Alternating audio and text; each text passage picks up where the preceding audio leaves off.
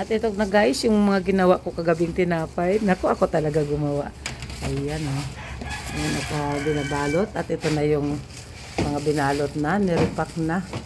Para ready to, ready to dispose na. At ayan na guys, pakita ko sa inyo. Ayan, ang kanilang tasty na slice pa lang.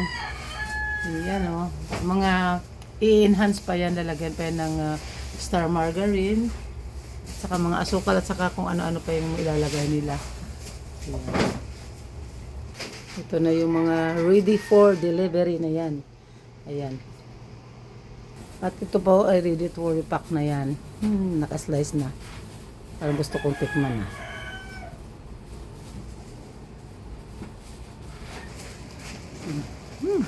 So, siyempre ako gumawa. Tumulong paggawa. Nakikain. Makulangan ng isa yung babalutin mamaya. Napikir mo ako? At ayun yung isang mama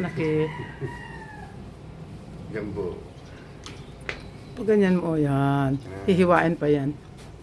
Ito yung rainbow naman to. Yung may ano sa loob. May kulay-kulay siya.